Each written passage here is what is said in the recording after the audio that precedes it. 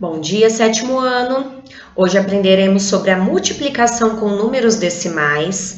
Então, ainda continuamos no capítulo 5, módulos 61 ao 63 do grupo 4, tá bom? Bom, pessoal, é importante a gente lembrar que acabamos de ver a adição e a subtração, onde exigia uma única regra, que era vírgula embaixo de vírgula. Já na multiplicação, pessoal, não há necessidade de posicionar vírgula sobre vírgula. Vamos entender então por que não tem essa necessidade?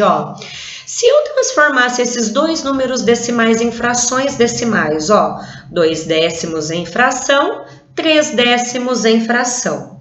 Multiplicando pela regra, 2 vezes 3 é 6, 10 vezes 10 é 100. Então, a nossa resposta equivale a 6 centésimos. Observem, então, que não ficou vírgula embaixo de vírgula. Então, qual é a regra da multiplicação? Vamos acompanhar, então, aqui um exemplo comigo agora, pessoal. Preciso toda vez transformar em fração? Não, pessoal. A regra é a seguinte: somar o número de casas decimais dos fatores para colocar a vírgula no resultado.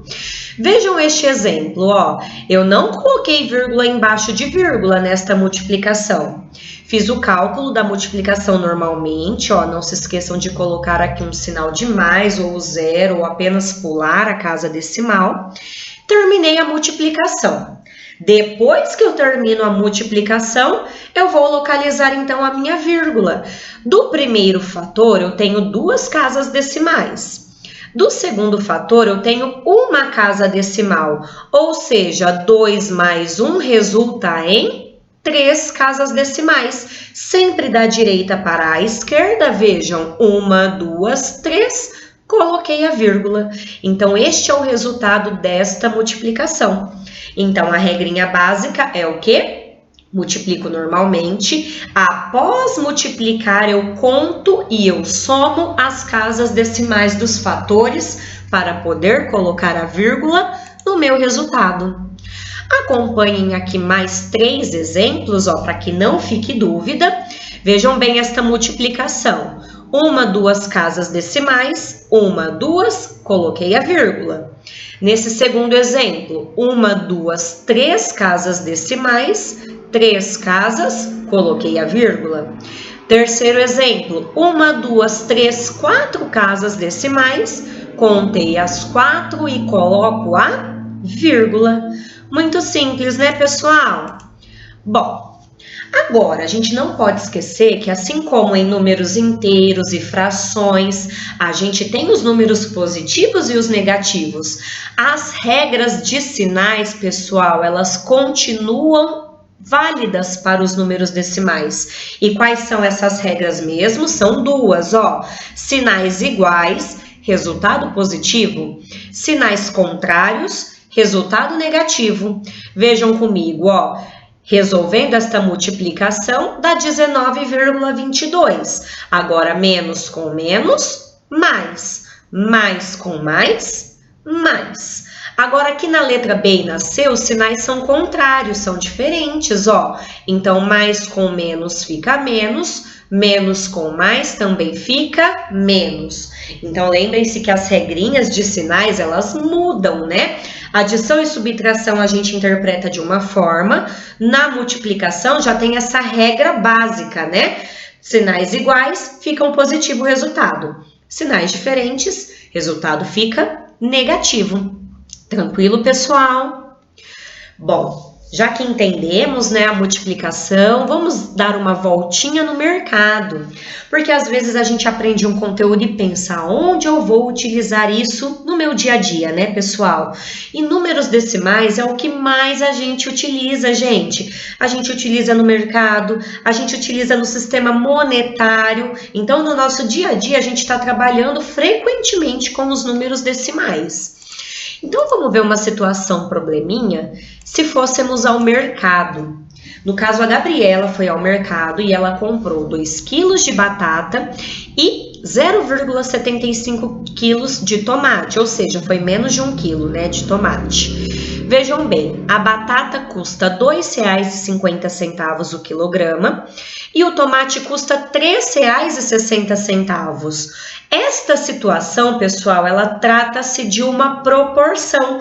Quanto mais batatas, mais eu vou pagar proporcionalmente. Ou seja, a gente tem que multiplicar a massa comprada, né, os quilos que a gente comprou, pelo valor de cada quilograma. Então, vamos ver quanto essa Gabriela gastou no supermercado, pessoal? Se ela comprou 2 quilos de batata, a gente vai fazer 2 vezes o preço da batata, do quilo, que era R$ 2,50. Multiplicamos, ficou este número. Vejam que a vírgula, ela tem apenas no 2,50. Aqui o 2 ele é um número inteiro. Então, eu conto apenas a vírgula do 2,50, que são 2 casas decimais. Contei as 2 casas decimais, coloquei a vírgula, R$ 5,00. Vamos ver agora o preço do tomate, né? Se R$ 3,60 é o preço de 1 quilo e ela comprou menos de 1 quilo, significa que o valor a ser pago vai ser menor. Então, façam os cálculos aqui comigo, ó. 5 vezes 0 é 0, 30, sobe 3, 18.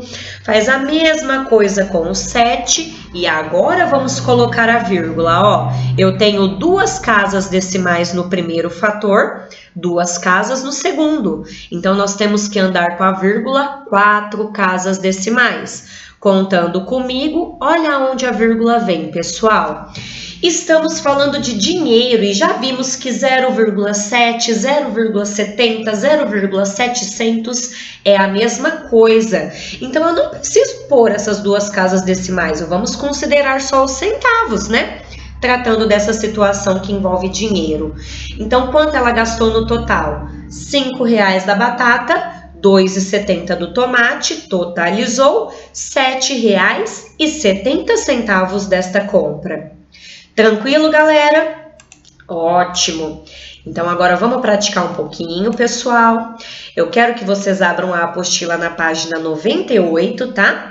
Vocês vão fazer do exercício 1 ao 9 por enquanto. Tem mais atividades de multiplicação, mas para não acumular muita atividade, o restante a gente vai fazer de tarefa, que a gente fala daqui a pouco na aula ao vivo, tá bom? Por enquanto, apenas do 1 ao 9, e logo mais a gente se encontra para estar tirando as dúvidas, pessoal. Beijo e até mais!